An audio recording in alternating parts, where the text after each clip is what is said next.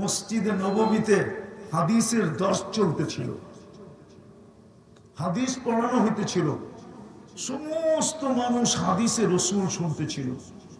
কিন্তু দূরে এক কোনায় এক যুবক কচ্ছপের মতো মাথাটা হাঁটুর ভিতরে ঢুকায়া দিয়া বৈশা ধরতেছে। ওইখানে খিজির আলাইহিস সালাম দেখতেছিলেন বারবার, কিন্তু উনি সইতে পারেন না যে সবাই হাদিস শুনে ওই যুবক কেন ওইখানে বসে আছে। উনি উঠা যায় মাথায় টোকা দিছে, তো অনেক কষ্টে মাথাটা বাহির করছে। জিজ্ঞাসা করছে, ওই যুবক, সারা দুনিয়া হাদিস শুনে, হাদিসে রসুল শুনে, আর তুই এখানে একা বসে করিস কি? একটু চেহারাটা উঠায় বলতেছে, সবাই আব্দুল হকের থেকে শুনে, আর আমি ডাইরেক্ট হকের থেকে শুনতেছি। অর্থাৎ সবাই আল্লাহর বান্দা থেকে শুনতেছে, আমি ডাইরেক্ট আল্লাহ থেকে শুনতেছি। তো খিজির আলাইহিস সালাম আশ্চর্য হয়ে গেছেন, এই ছোট বয়সের যুবক এত উঁচু লেভেলে পৌঁছলো কি করে? ওরা আরেকটু পরীক্ষা করে দেখি, বাজায়া দেখি।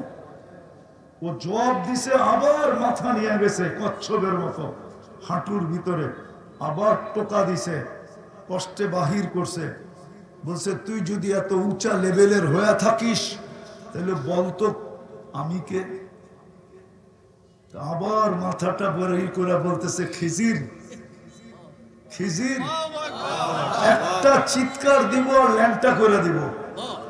কেন আমি খিজির বলে চিৎকার দিলেই তো পুরো মজমা তোমার কাছে চলে আসবে খিজির দেখতে, ঠিক না? হতে পারে পানি পড়া নিতে নিতে তোমার জানও বাহির করে দিতে পারে। তো খিজির আলাইহিস সালাম বুঝছে যে আসলে যুবক করছে ওইখানে। কসম খোদা, আমার এই শ্রমিক ভাইরা যদি ডেলি 100 বারও আল্লাহ বলতো, আমার সমাজের যুবক যদি ডেলি 100 বার আল্লাহ বলতো, নারী পুরুষ যদি বলতো, তাহলে কসম খোদা এরাও এখানে বসে জান্নাত দেখত। কেননা যতবার আল্লাহ বলে অতবার দিল আলোকিত হয়। কি দিলের ভিতরে আলোর বাল্ব লাগে? বলবেন প্রমাণ? প্রমাণ দিতেছে আল্লাহ, বলতেছে আল্লাহু নূরুস সামাওয়াতি ওয়াল আরদ। আকাশে আর জমিনে যত আলো দেখো, যেমন পাহাড় থেকে ঝর্ণা ফুটা বাহির হয়, আর কবি ঝর্ণার পাশে বসে লেখে, পাহাড়ের কান্না দেখে তোমরা আমায় ঝর্ণা বলো, ঠিক সমস্ত আলো আল্লাহ শব্দের থেকে ফুটে বাহির হয়েছে। এই জন্যই আল্লাহ বলেন আল্লাহু নূরুস সামাওয়াতি ওয়াল আরদ। যে আল্লাহর থেকে নূর ফুটা বাহির হয়েছে, সমগ্র জগতের আলো ওই আল্লাহ বইলা যে ডাকবে, তার দিলে কি আলোকিত হবে না? কি বলেন? যুক্তি কি বলে? তাহলে যতবার আল্লাহ বলবে ততবার আলো হবে। তো যেটা বুঝাইতেছিলাম, আমি কথাকে গুছায় নিয়ে আসতেছি, লম্বা করার সুযোগও আমার হাতে নাই। যেটা বুঝাইতেছিলাম যে আমাদের চিন্তা করা উচিত, চিন্তা ক্ষমতা আছে বিদায়, মুসলমান বিদায়, উম্মতে মুহাম্মদী বিদায়। কেননা উম্মতে মুহাম্মদীও আমি নির্বাচিত, তার পক্ষ থেকে। শুধু নির্বাচিত না, নির্বাচিত একটা জিনিস, শুধু নির্বাচিত না, আমরা নির্বাচিতর সাথে সাথে বাছাইকৃত। বাছাই বোঝেন? মনে হয় বোঝেন না। বাজারে গেলে যেরকম জিনিসটা নিজের পছন্দের বাইছা নেন, ঠিক আল্লাহ আমাদেরকে উম্মতে মুহাম্মদী বানাইছেন কুদরতি হাতে বাছাই করা। আমরা বাছাইকৃত, আমরা নির্বাচিত, আমরা মুকুট পরিহিত। কুনতুম খায়রা উম্মাহ, আমাদের চেয়ে উত্তম কোন উম্মত নাই, আমাদের চেয়ে উত্তম আল্লাহ কাউকে বানান নাই, আমাদের চেয়ে ভালোবাসা আল্লাহ কাউকে দেন নাই। বিলকুল মনোযোগকে উজাড় করে দিয়া শোনো। যত মনোযোগ দিয়ে শোনা যায়, ও আনসিত, পরিবেশটা যত নির্জুম রাখা যায়, তারপরে আল্লাহর অঙ্গীকার লাআল্লাকুম তুরহামুন, তাইলে তোমাদের উপরে আমি রহমতের বৃষ্টি বর্ষণ করব। বিদায় দুটা অনুরোধ থাকবে, মনোযোগ যত বেশি দিয়ে শুনতে পারি, দ্বিতীয় পরিবেশটা যত নির্জুম রাখতে পারি। প্রশ্ন বলতে পারেন, কথা বলার ভঙ্গিও বলতে পারেন। একটা কথা চিন্তা করা উচিত, সরল সহজ ভাবে, কেননা মানুষকে আল্লাহ চিন্তা ক্ষমতা দিয়েছেন। এরকম চিন্তা ক্ষমতা সৃষ্টির ভিতরে আল্লাহ কাউকে দেন নাই। যদিও বড় বড় সৃষ্টি আছে, বড় সম্মানিত সৃষ্টি ফেরেশতা, ওলামা বলতে পারবে না ফেরেশতাকে আল্লাহ চিন্তা ক্ষমতা দিয়েছেন। চিন্তা ক্ষমতা আল্লাহ একমাত্র মানুষকে দিয়েছেন। এমনকি মানুষের সাথে আরেকটা প্রাণীও আছে, জিন্নাতকেও আল্লাহ এরকম চিন্তা ক্ষমতা দেন না। বলে প্রমাণ, বর্তমান জগৎটা হলো চিন্তা প্রমাণ। সমস্ত টেকনোলজি এবং যান্ত্রিক জিনিস এবং প্রযুক্তি, এটা মানুষের চিন্তার বিকাশ। মানুষ পাখিকে দেখতে দেখতেই প্লেনের আবিষ্কার, কথাকে দূর থেকে দূর অল্প সময় পৌঁছানোর চিন্তার থেকেই মুঠোফোন। এরকম বড় বড় আবিষ্কার, বিদায় চিন্তা ক্ষমতা মানুষকে দিছেন। এরকম অতুলনীয় চিন্তা ক্ষমতা কোন সৃষ্টিকে দেন নাই। দ্বিতীয় চিন্তা ক্ষমতার মূল্য দিছেন। মানুষের চিন্তা যদি সঠিক হয় তো 60 বৎসর অনাবরত ইবাদত করে যেখানে পৌঁছবে, এক ব্যক্তি সঠিক চিন্তার মাধ্যমে কয়েক সেকেন্ডে ওইখানে পৌঁছবে। আমি হাদিস দিতেছি, লাতাফাক্কুরু সাআ, সামান্য সময় চিন্তা, সামান্য কয়েক মুহূর্তের চিন্তা, খায়রুম মিন ইবাদাতি 60 আও 70 সানা, 60-70 বৎসর ইবাদতের চেয়েও উত্তম। বিদায় ওই মানুষটার চিন্তা করা উচিত। আরো একটা যুক্তি আছে, মুসলমান হিসাবে চিন্তা করা উচিত। কেননা মুসলমানের ঘরে আপনি নির্বাচিত কার মাধ্যমে? কে আপনাকে মুসলমানের ঘরে নির্বাচিত করবে? কে? আরে বলেন না। আল্লাহ বললে গুনাহ হবে না। আল্লাহ বললে 40 নেকি মিলবে, 40। এই উম্মত এক নেকি দিয়া জান্নাতে যাবে। কয় নেকি? এক নেকি দিয়া জান্নাতে যাবে। আমি হাদিস দিতেছি, এক ব্যক্তির কিয়ামতের মাঠে জান্নাতে যাওয়ার জন্য এক নেকি দরকার হবে। আল্লাহ প্রমাণার্থে বলবে, যাও আপনজনের কাছ থেকে নিয়ে আসো। দুনিয়ায় না কতই তোমার আপন ছিল, কতই তো এদের জন্য মাথার ঘাম পায়ে ফেলতে, কতই না এদের পিছনে ছুটাছুটি করতে, কতই না সারাদিন এদের পরিচয় ব্যবহার করতে। কত মানুষ আছে আপনজনের পরিচয় দিয়ে সারাদিন চলে না? নাই? আঙ্গুল দিয়ে দেখামো? নাই? কি নাই? আপনজন একটু পদস্থ, মহল্লায় সারাদিন চলে আর পরিচয় দিয়া, ঠিক না? আল্লাহ বলবে, যাও এক নেকি নিয়ে আসো। ঘুরতে ঘুরতে ঘুরতে ঘুরতে নৈরাশ হয়ে যখন ফিরবে, অপরিচিত দূরের থেকে একজনে ডাকবে, এদিকে। বলবে, তোর চেহারার এই দুরবস্থা কেন? বলবে, আপন জনকে বললাম, কোনো কাজে দিল না, তোমাকে তো চিনি না।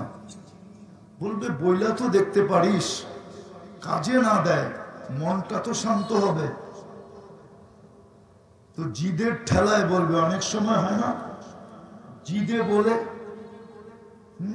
অপারগ হয়ে বলে, তো অপারগ হয়ে বলবে এক নেকি দরকার, বলে তারপর জান্নাত, এক নেকি হলেই পাস।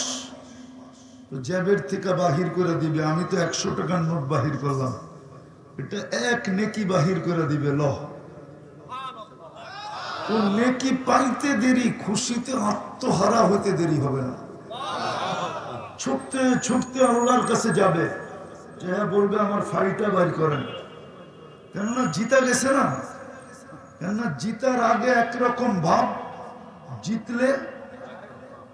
জিতার আগে মনে হয় যে আপনার বিলকুল কলিজা বুনা করে খাওয়াবে, ঠিক না? জিতার পরে চিনেই না, ঠিক না? আমাদের স্বভাবই এরকম, ঠিক না? তো ও তো জিতা গেছে, ঠিক না? আল্লাহর সামনে বাপ নিতেছে, আমার ফাইলটা তাড়াতাড়ি লন। আল্লাহ বলবে এত তাড়াহুড়া কেন? নেকি নিয়ে আসছি না, ফাইলটা নিবেন না, আমি পিছে পড়ে গেলাম না। তো আল্লাহ হাসবে আর বলবে, জানে, বলবে তোকে নেকি কে দিল? আরো ভাব চলে আসবে, বলবে কিয়ামতের মাঠে আপনি একা, আর কেউ নাই।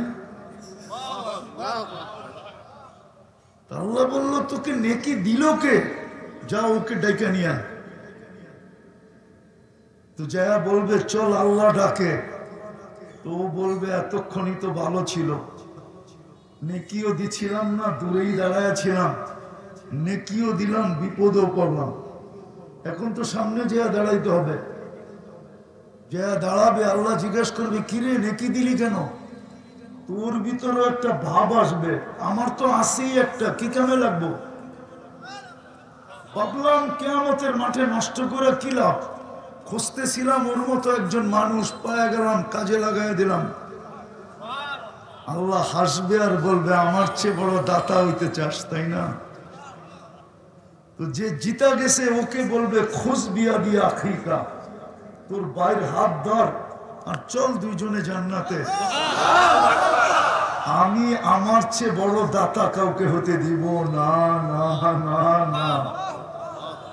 আল্লাহর নাম নিলে গুনাহ হবে না, বরং 40 কি মিলবে। আবার এই 40 কিন্তু অন্য 40-এর মতো না। আল্লাহ বলার 40, বলেন তো দেখি, 1 মণ তুলা মাপে কে দিয়া? বাটখারা দিয়েই তো মাপে। আচ্ছা তুলা 1 মণ, এটার গাঠিটা বড় না বাটখারাটা বড়? কি কত গুণ বড়?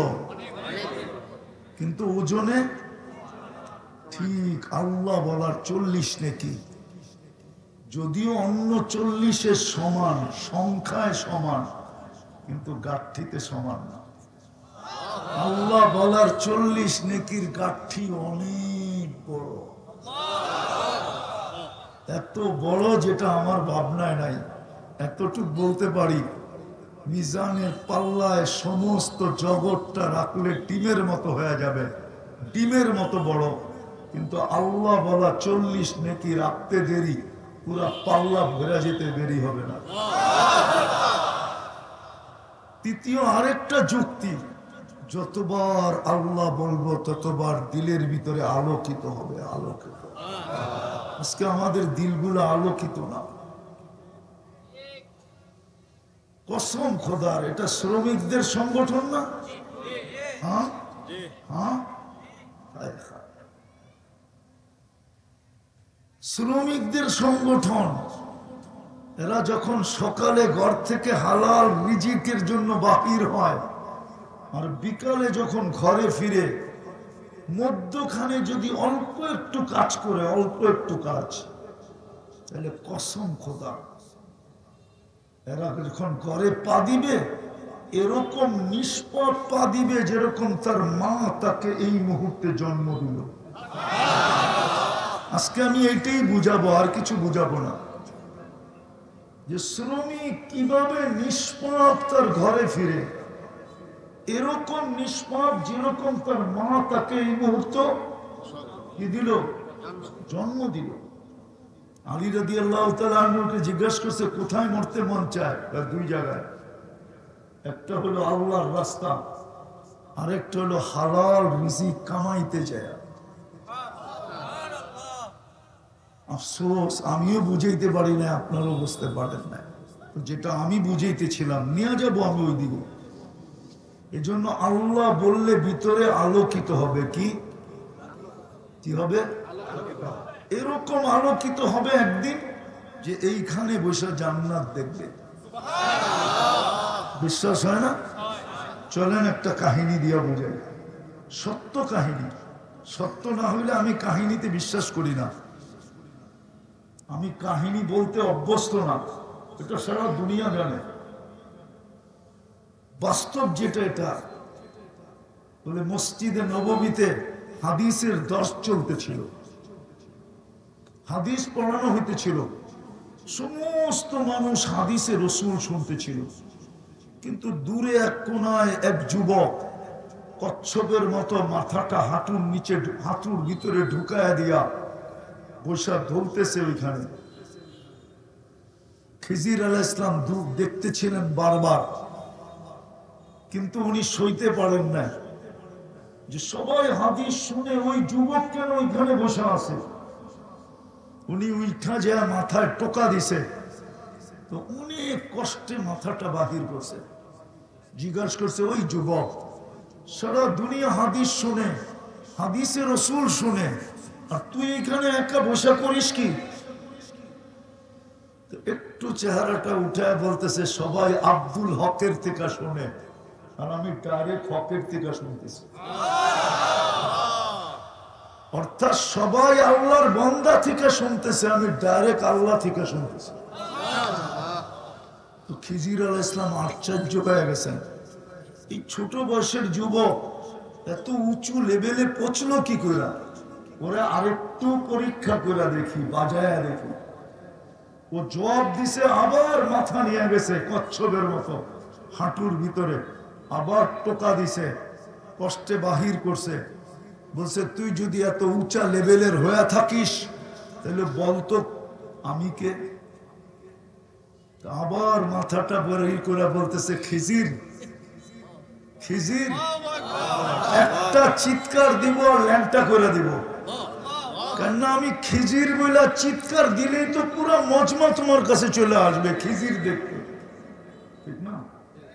হতে পারে পানি পড়া নিতে নিতে তোমার জানও বাহির করে দিতে পারে। তো খিজির আলাইহিস সালাম বুঝছে যে আসলে যুবক করছে ওইখানে। কসম খোদা, আমার এই শ্রমিক ভাইরা যদি ডেলি 100 বারও আল্লাহ বলতো, আমার সমাজের যুবক যদি ডেলি 100 বার আল্লাহ বলতো, নারী পুরুষ যদি বলতো, তাহলে কসম খোদার এরাও এখানে বসে জান্নাত দেখত। কেননা যতবার আল্লাহ বলে অতবার দিল আলোকিত হয়। কি দিলের ভিতরে আলোর বাল্ব লাগে? বলবেন প্রমাণ? প্রমাণ দিতেছে আল্লাহ, বলতেছে আল্লাহু নূরুস সামাওয়াতি ওয়াল আরদ।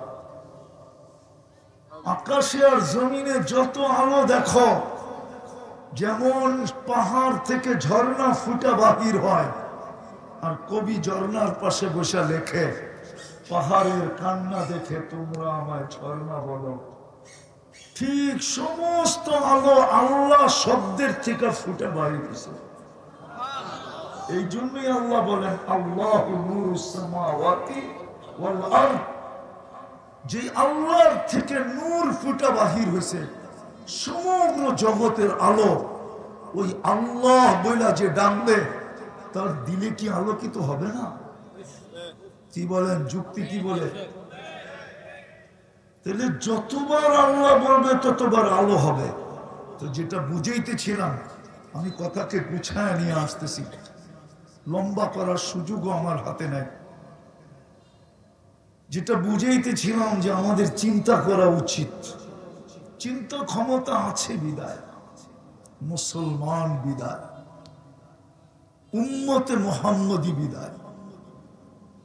কেননা উম্মতে মুহাম্মদীও আমি নির্বাচিত, তার পক্ষ থেকে। শুধু নির্বাচিত না, নির্বাচিত একটা জিনিস, শুধু নির্বাচিত না, আমরা নির্বাচিতর সাথে সাথে বাছাইকৃত। বাছাই বোঝেন? মনে হয় বোঝেন না। বাজারে গেলে যেরকম জিনিসটা নিজের পছন্দের বাইছা নেন, ঠিক আল্লাহ আমাদেরকে উম্মতে মুহাম্মদী বানাইছেন কুদরতি হাতে বাছাই করা। আমরা বাছাইকৃত, আমরা নির্বাচিত, আমরা মুকুট পরিহিত। কুনতুম খায়রা উম্মাহ, আমাদের চেয়ে উত্তম কোন উম্মত নাই, আমাদের চেয়ে উত্তম আল্লাহ কাউকে বানান নাই, আমাদের চেয়ে ভালোবাসা আল্লাহ কাউকে দেন নাই। একটা প্রমাণ দিব, মনে উঠলো এই জন্য দিতেছি। আদম আলাইহিস ইসলাম বলতেছিলেন উম্মতে মুহাম্মদীকে আমার উপরে 4 জিনিস দ্বারা ফজিলত দেওয়া হয়েছে, সম্মানিত করা হয়েছে। ফুজ্জিলা উম্মাতা মুহাম্মদ আলাইয়া বিআরবাঈন, 4টা জিনিস দ্বারা উম্মতে মুহাম্মদীকে, ধ্যান দিয়ে শুনতে হবে তাইলে বুঝে আসবে। 4 জিনিস দ্বারা সম্মানিত করা হয়েছে। প্রথম, আমি একটা ভুল করছি, কিয়ামতের সকাল পর্যন্ত মানুষ জানবে। জানে না? জানে না? জানি আমরা, না জানি না? কিন্তু উম্মতে মুহাম্মদী 24 ঘন্টা গুনাহ করবে, আল্লাহ কাউকে জানতে দিবে না। এই মজমা আমাকে বলো, নেটের যুগ, গুগলের যুগ, ইন্টারনেটের যুগ, হোয়াটসঅ্যাপ আর ইমুর যুগ, ফাইবারের যুগ, ডিসেন্টিনার যুগ, বলুক সারাদিন মোবাইলের মাধ্যমে কত গুনাহ হয়। যুবকদের পায়ে হাত দিয়ে বলি, সারাদিন কত চ্যাট করা হয়, সারাদিন কত গান শোনা হয়, সারাদিন কত নাচের দৃশ্য দেখা হয়, সারাদিন কত বেহায়াপনা জিনিস দেখা হয়। আমার তো বিশ্বাস যদি বাড়িওয়ালারা জানতো, কাউকে বাড়িতে ঢুকতে দিত না। বলতো তুই এত নিচে গেলি কি করে? মা বলতো তুই আমার পেটের হয়ে এত নিচে গেলি কি করে? বাবা বলতো আমি তোর যৌবন পর্যন্ত এই আমার গায়ের ঘাম রক্তকে বিলীন করে দিয়ে আমি তোমাকে যৌবন পর্যন্ত তোকে পৌঁছাইলাম, তুই এত নিচে গেলি কি করে? বলো যুবক, তোমাদের পায়ে হাত রাখি, বলো। কি নেটে দেখো না? আরে বলো না, না দেখো না? 14 তারিখে যে দৃশ্য তোমরা স্থাপন করো, বলো কয়জনের বাড়িতে জানে 14 তারিখে তুমি কি দৃশ্য স্থাপন করো? 14 তারিখ চিনো না? চিনো না? ফেব্রুয়ারির 14 তারিখ চিনো না? না চিনো না? আরে বলো না।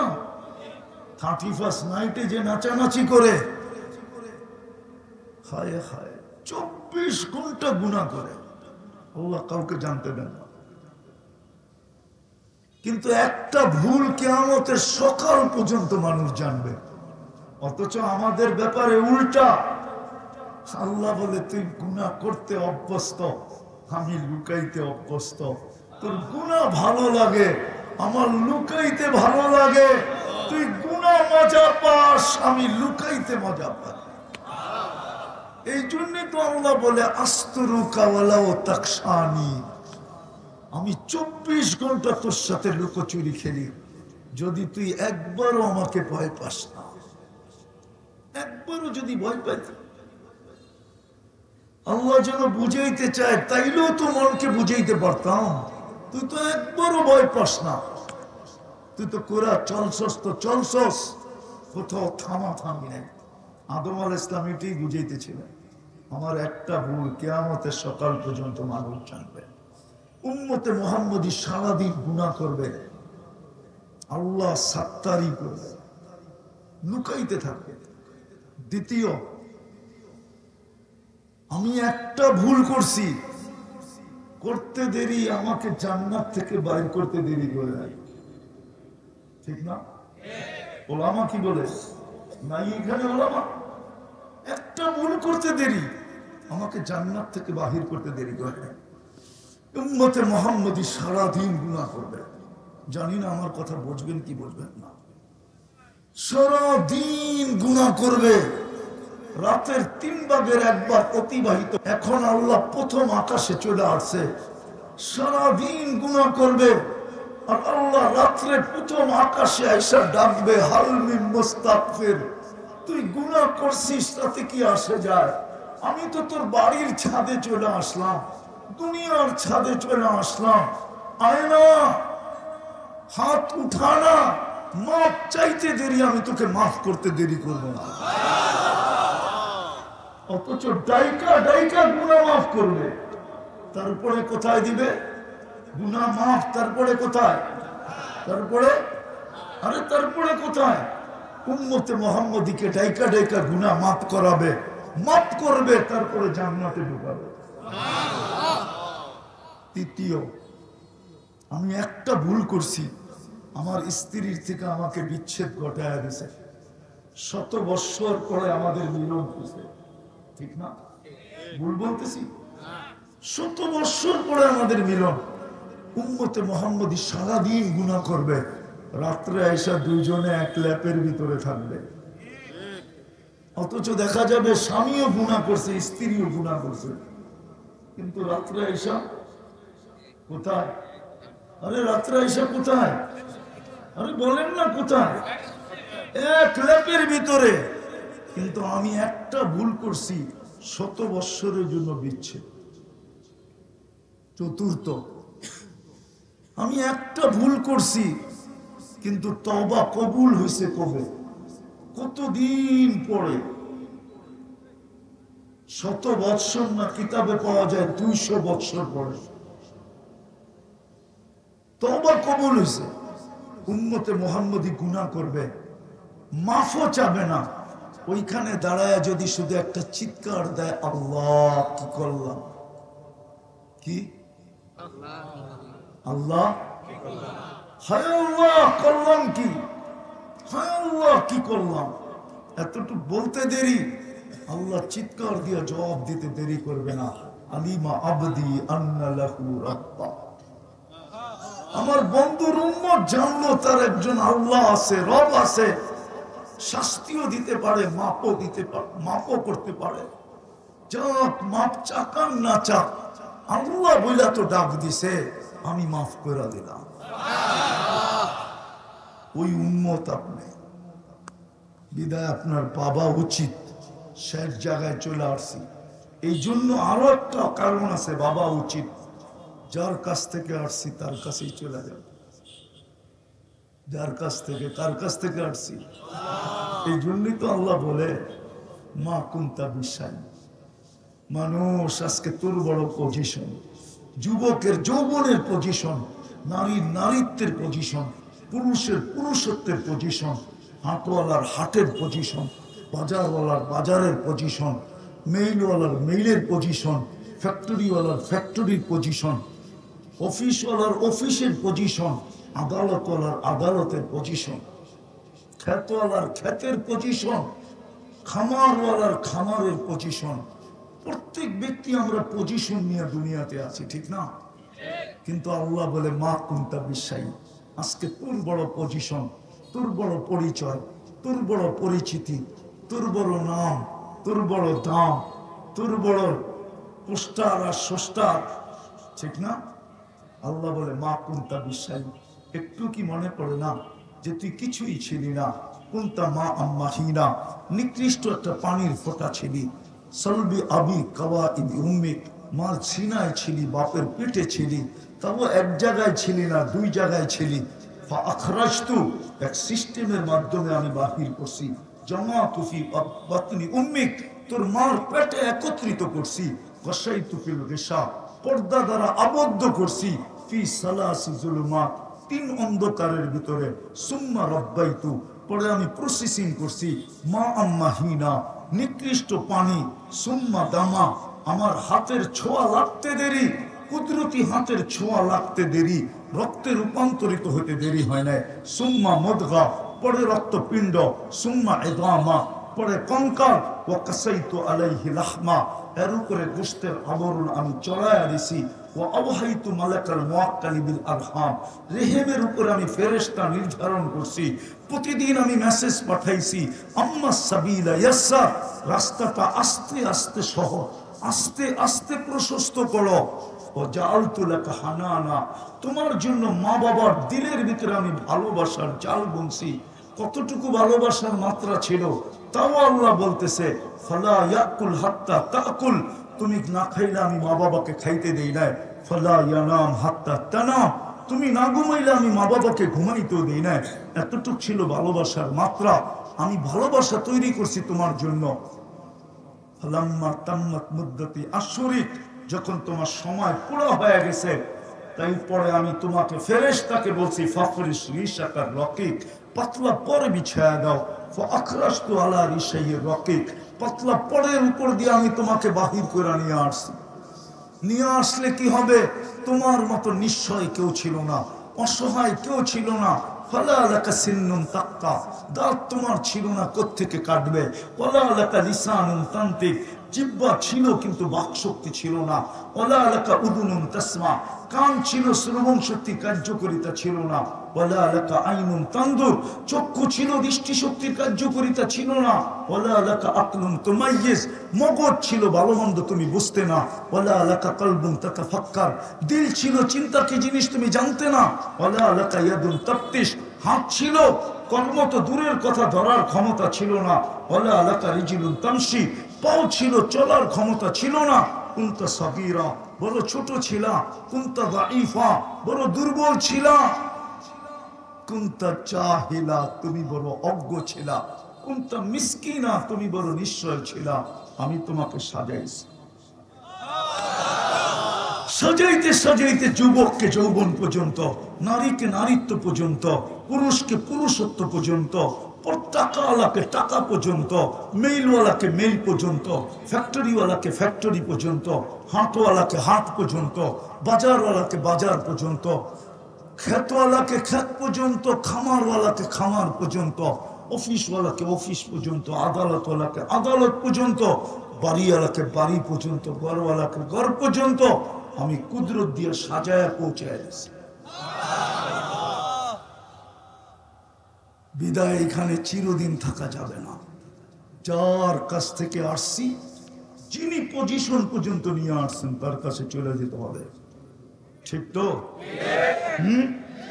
কখন যাব এটাও জানি না, কে কখন চলে যাবে।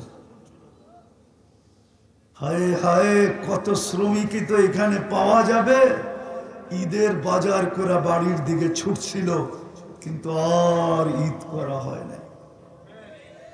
না নাই? আছে দুই একটা ইতিহাস এই এলাকায়, না নাই? আর কোনদিন ঈদ করা হয় নাই। আর কোনদিন স্ত্রীর ঈদ করা হবে না স্বামীর সাথে, আর কোনদিন বাচ্চাদের ঈদ করা হবে না বাবার সাথে। কে কখন চলে যাব জানি না, কিন্তু আমি শেষ জিষ্টে চলে আসছি। শেষ কথার ভিতরে আমাদের চিন্তা করা উচিত, চলেই যখন যাব, সারাদিন বুক করি আল্লাহটা, কিন্তু ওই আল্লাহর নাম কতটুকু নেই, এটি আমার বোঝানোর উদ্দেশ্য ছিল। এই আল্লাহকে কতটুকু মানি? 24 ঘন্টা যাত্রা বুক করি, চলে তো যাব, কতটুকু ওই আল্লাহকে না মানি? নুন খাই, কতটুকু গুণ গাই? এই চেহারাটা কি করে দেখাবো বলেন? ও শ্রমিকরা বলেন, এই চেহারাটা কি করে দেখাবো? ওইটাই তো আমি দেখাইতেছিলাম। কি করে এই চেহারাটা আল্লাহর সামনে দাঁড়া করাবো? দাঁড়াইতে তো হবে। কোরআন তো বলে ইলাইনা তুরজাউন, আমার কাছে ফিরতে হবে। কোরআন তো বলে ওয়া মুলাকি, আল্লাহর সাথে সাক্ষাৎ করতে হবে। কোরআন তো বলে লা তুসআলুনা আনিন নাঈম, পায়ে হাত দিয়ে বলি, কোনো আপনাদেরকে খাটো করার জন্য না। শ্রমিকরা সারাদিন শ্রম দিয়া যখন বিকালে ফিরে, এই ক্লান্তিটা যদি শরীরের ভিতরে বিদ্যুতের পাওয়ার ব্যাংকের মতো জমা থাকতো। বলেন আপনি কয়দিন জমা রাখতে পারতেন ক্লান্তিটাকে? আর কর্মস্থলে কি করে যেতেন বলেন? ক্লান্ত হয়ে তো ফিরি না, ফিরেন না ক্লান্ত হয়ে? ফিরেন না, ফিরেন না? আরে শ্রমিক বাদ দেন, চাকরিজীবীও তো ক্লান্ত হয়ে ফিরে, আদালতওয়ালাও তো ক্লান্ত হয়ে ফিরে। সারা দিনের ক্লান্তি রাত্রে যদি ঘুমের মতো ঘুমের ভিতরে দূর না করতেন, সকালে যদি চাঙ্গা করে না উঠাইতেন। হাদিস মনে উঠলো বহুত দিন পরে, এই জন্য শুনাইতেছি। আল্লাহ তো শ্রমিক পেশার মানুষকে বলে, আমার তো বিশ্বাস এখানে যারা দাঁড়ানো আছে, বসা আছে, একজনেরও ঘুমের জন্য ট্যাবলেট লাগে না, ঠিক না? কারো লাগে? হ্যাঁ, বিছনায় পিঠ দিতে দেরি, ঘুমাইতে দেরি হয় না, ঠিক না? কিন্তু এই অঞ্চলেই পাওয়া যাবে বহুত মানুষ ঘুমের ট্যাবলেট খায়ও ঘুম হয় না। আমি তো আগে বলতাম, এখন বলা ছেড়া দিছি, যে গ্রাম থেকে নিয়ে আসছে বাড়ির পাহারাদার, চকিদার। হ্যাঁ, বড় লোকেরা একে আব্দুল বলে, আব্দুল কি বলে? আব্দুল বলে। গাড়ির গেটে বসায় দিছে রাত্রে চকিদারি করার জন্য। ও ভাঙ্গা চেরে গুলশানের মশা, বড় বড় মশার কামড় খায় নাক টেকা ঘুমাইতেছে। আর বাড়ির মালিক, এসি চলতেছে, দেওয়ালে পর্দা লাগানো, জমিনে গালিচা বিছানো, ভিতরে পারফিউম ছড়াইতেছে, কিন্তু ঘুম আসতেছে না। কি করবে? সিগারেটের প্যাকেট নিয়ে বারিন্দায় পাইচারি করতেছে, আর একটার পর একটা জ্বালাইতেছে, আর ওর দিকে তাকায় তাকায় দেখতেছে, বৈশা বৈশা মশার কামড় খায়া দিব্যি ঘুমাইতেছে। সকালে ডাকছে, আব্দুল এদিকে আয়। কি হলো স্যার? রাত্রে দেখলাম তুই ঘুমাইতেছিস। স্যার আপনি কোত্থেকে দেখলেন? আমার ঘুম আসতেছিল না রে, আমি বারিন্দায় পায়চারি করতেছিলাম, আর তাকায় তাকায় দেখতেছিলাম তুই ঘুমাইতেছিস। তো মনে মনে ভাবতেছে, ঘুমাইয়াও মজা নিলাম, ঘুমাইলামও বটে, আবার মাসের শেষে বেতনও পাবো। ঘুমাইলামও, আবার মাসের শেষে কি বেতনও পাবো। আর স্যার সারা রাত্র আমাকে পাহারাও দিল, কিন্তু উইদাউট পে। মনে হয় বোঝেন না? স্যারকে মাসের শেষে কেউ বেতন দিবে না, কিন্তু পাহারা দিল কাকে? কাকে? কাকে? এটা কে করাইছে? কে ঘুম পাড়ায় আপনাদেরকে? আল্লাহ কসম খায় বলে, শ্রমিক পেশার মানুষ যখন শ্রম দিয়া, বিবি বাল বাচ্চার জন্য শ্রম দিয়া, মা বাবার জন্য শ্রম দিয়া, যখন ক্লান্ত শরীর নিয়ে বাড়িতে ফিরে, মধ্যখানেরটা রাখলাম পরে বলবো, যদি ফিরে বিছনায় পিঠ দিতে দেরি, আমি ওরে পিঠ থাবড়ায় ঘুম পড়াইতে দেরি করি না। কে ঘুম পড়ায়? আল্লাহ বলে শুধু ঘুম পড়াই না, আমি ফেরেশতাদেরকে বলি, শ্বাসের মাধ্যমে যখন শ্বাস টানবে তো পিওর অক্সিজেন ভিতরে দিবি, আর যখন শ্বাস ছাড়বে শুধু কার্বন ডাই অক্সাইডকে বাহির করবি না, সাথে সাথে ক্লান্তিটাকেও বাহির করবি। সকালে যেন আমার বান্দা চাঙ্গা হয়ে ওঠে। কি ঘুমের দিকে ওইটা শরীরটা একটা টানা দেন না? দেন না? দেন না? তারপরে কেমন লাগে?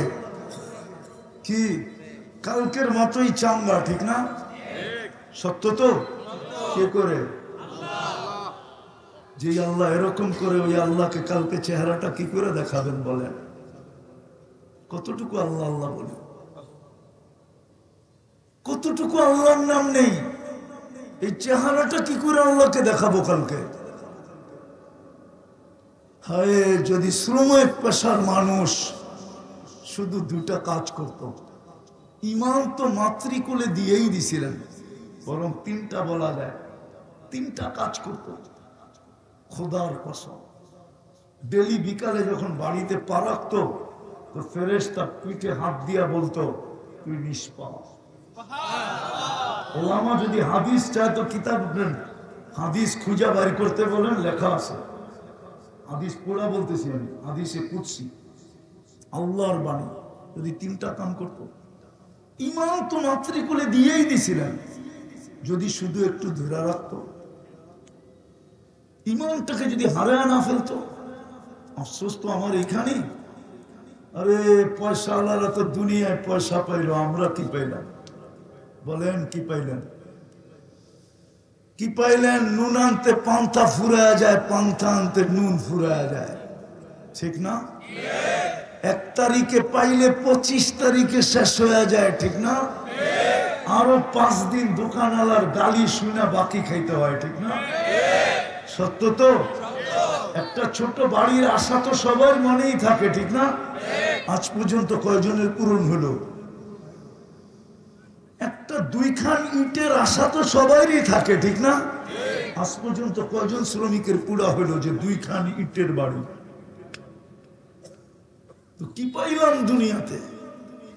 বুঝলাম যারা পাইছে ওরা মনকে বুঝ দিবে, দুনিয়াতে পাইছে। আপনি আমি কি দিয়া বুঝ দিব? এই জন্যই আমার কথা, আমি বুঝাইতে চাইতেছি। যদি 3টা কাজ করত, ইমান তো মাতৃকুলে, ওটাকে যদি শুধু ধরে রাখতো, হারাইতে না দিত। দ্বিতীয়, 5 ওয়াক্ত নামাজ যদি পড়ত।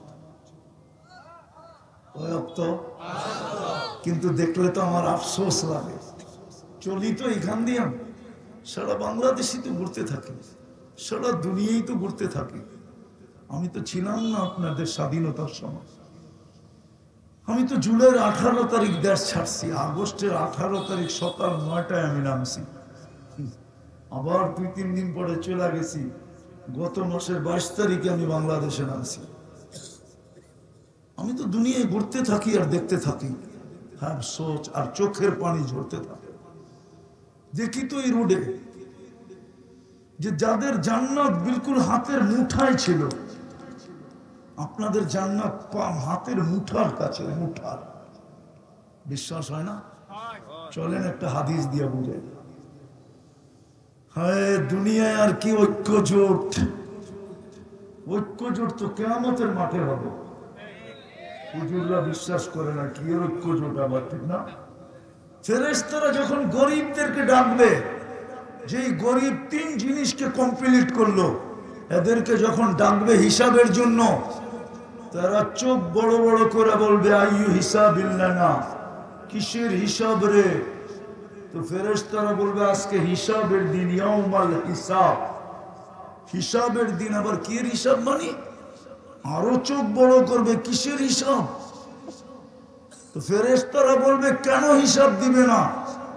মা তানাল্লাহু মালা, দুনিয়ায় তো পাত্তি দেয় না, আবার কি হিসাব? পাত্তি চিনেন? চিনেন পাত্তি? পাত্তি তো দেয় না, এবার কি হিসাব? তো তর্ক বিতর্ক আল্লাহ জানা সত্য জিজ্ঞাসা করবেন, মান হুম মা ইয়াকুলুন, কাদের সাথে তোমাদের তর্ক বিতর্ক? আল্লাহ গরিবদের সাথে। কেন? হিসাব নাকি দিবে না?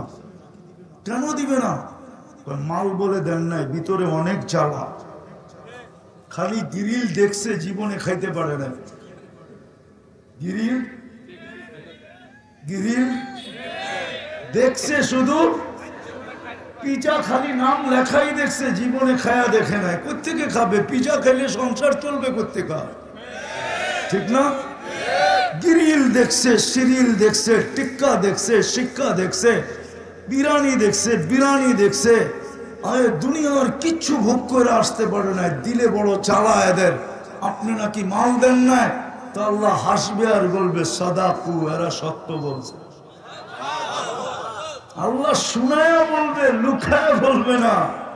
শুনতে দেরি, ঐক্য জোট হইতে দেরি হবে না। ঐক্য জোট সারা দুনিয়ার গরিবদের ঐক্য জোট হবে, আর স্লোগান দিবে, আইয়ু হিসাবিল্লানা মা আতানাল্লাহু মালা, কিসের হিসাব রে? মালই তো দেয় নাই। কিসের হিসাব রে? মালই তো দেয় নাই। ফেরেশতা বলবে, আল্লাহ ময়দান গরম, কি করব?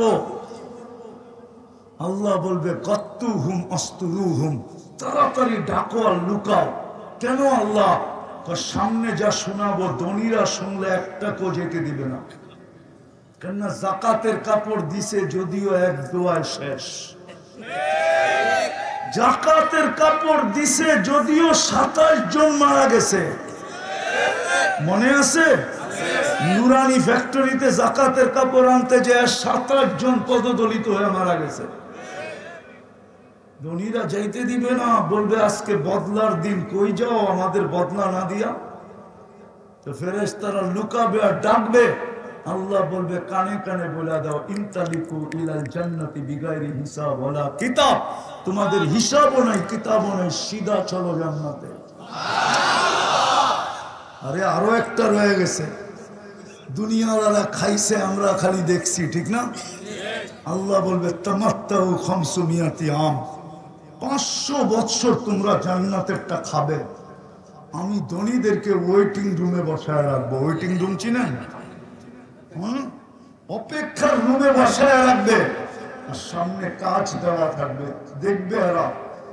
আর গরিবরা একবার রান উঠাবে, ওদের দিকে এরকম করবে, তারপরে টান দিবে, বলবে তোরা দুনিয়াতে খাইছিস, দুনিয়াতে যত দামি খাওয়া তত দুর্গন্ধ। মানেন? হ্যাঁ, আরে মানেন না? মনে হয় মানেন না। আমারটা মাইনা নেন আজকে, যত দামি খাওয়া তত, যত সাদা সিধা খাওয়া তত গন্ধ। দুনিয়ায় খাইলেও তো গন্ধ হয়ে গেছে, দুর্গন্ধ। জান্নাতে 500 বছর খাওয়াবে, খাবে, বুপে খাবে, বুপে বসা, খোলা বুপে বসা খাবে। প্রত্যেক ডেলি 70 হাজার আইটেম খাবে। কয় আইটেম? ওরা খাইছে কয় আইটেম? আসল কথা শোনাবো, কিতাবে আছে, কিতাবে আল্লাহ বলে কামাবি তোরে খাইতে দিব না, যারা যত কামায় তত খাওয়া কম, বানাবি তোকে বেশি দিন থাকতে দিব না। যত সুন্দর বাড়ি বানাক না কেন, আজ পর্যন্ত কারো বাংলোর ভিতরে কবর আমাকে দেখাইতে পারবেন না। ওই কবর বাস্তলাই, কেউ বাড়ির ভিতরে কবর দিতে রাজি হয় না।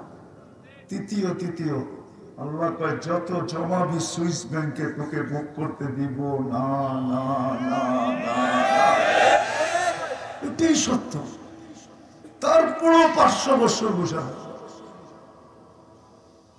বিদায় যেটা বলতেছিলাম, যদি আজকের এই মজমা শ্রমিক যদি ইমানটাকে ধরে রাখে, 5 ওয়াক্ত, কিন্তু আফসোস তো এখানেই, যাদের জান্নাত হাতের মুঠায় ছিল, আল্লাহ ডাকে তারপরও আসে, বরং উল্টা উক্তি করে আল্লাহ আমাকে দিছে কি।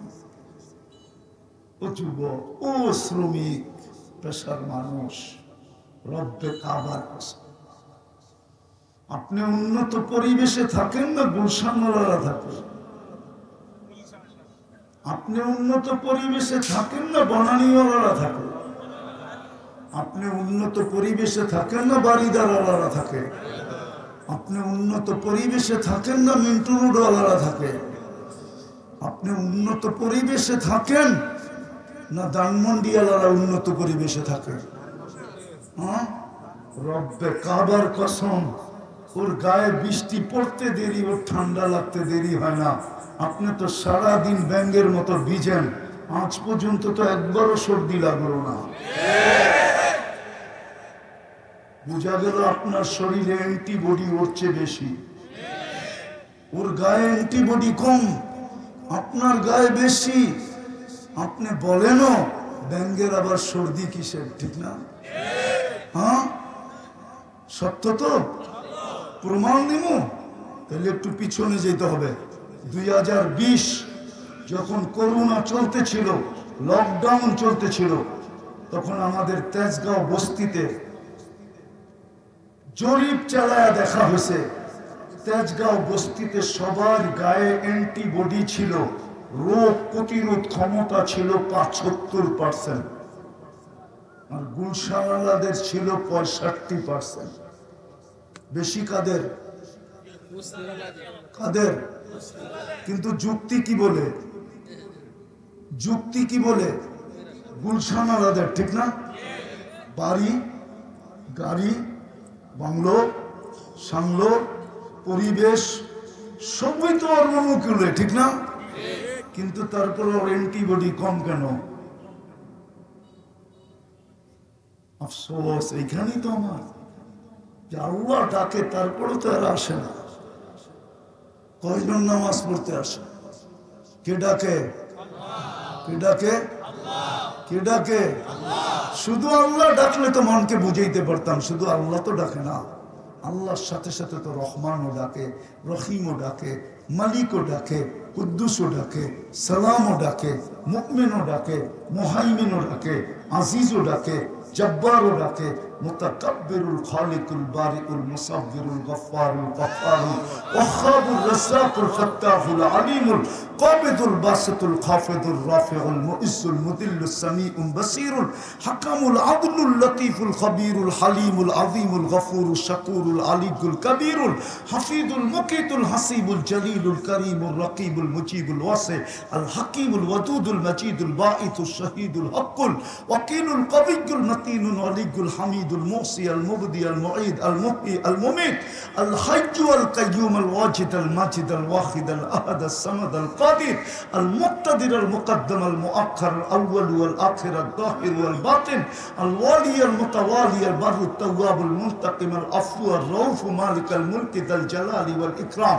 আল মুকসিত ওয়াল জামি ওয়াল গনি ওয়াল মুগনি আল মানি আল দার আল নাফি আল নূর আল হাদি আল বদি ওয়াল বাকি আল ওয়ারিস ওয়াল রশিদ আস সাবুর জল্লে জালালু 99 পদের মালিক আল্লাহ ডাকে, আল্লাহর কোনো তো আসে না।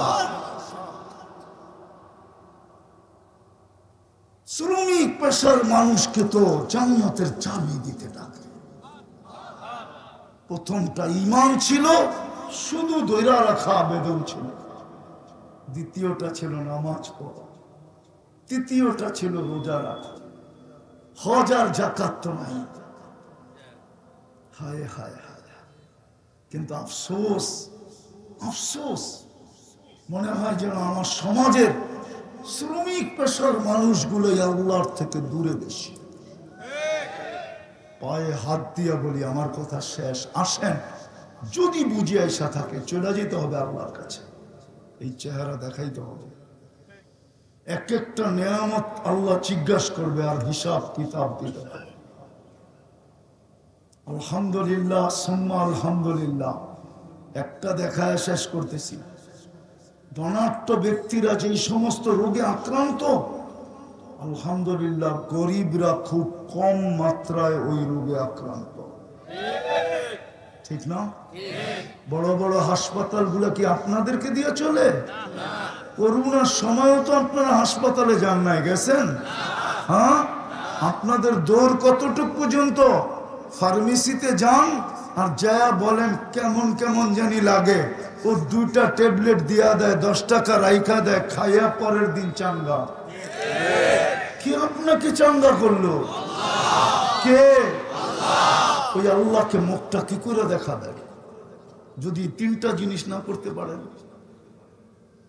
3টা জিনিস করলো, খোদার কসম, যার এই 3 জিনিস ঠিক আছে, ঈমানকে হেফাজত করলো, 5 ওয়াক্ত নামাজ পড়লো, রমজান আসলে রোজা রাখলো, ওই গরিব নরনারী শ্রম দিয়া যখন ঘরে মা বোনরা ঘরে কাজ করে যখন বিকালে শেষ করবে, কাজ শেষ হইতে দেরি, সে নিষ্পাপের চাদর করতে দেরি করবে না।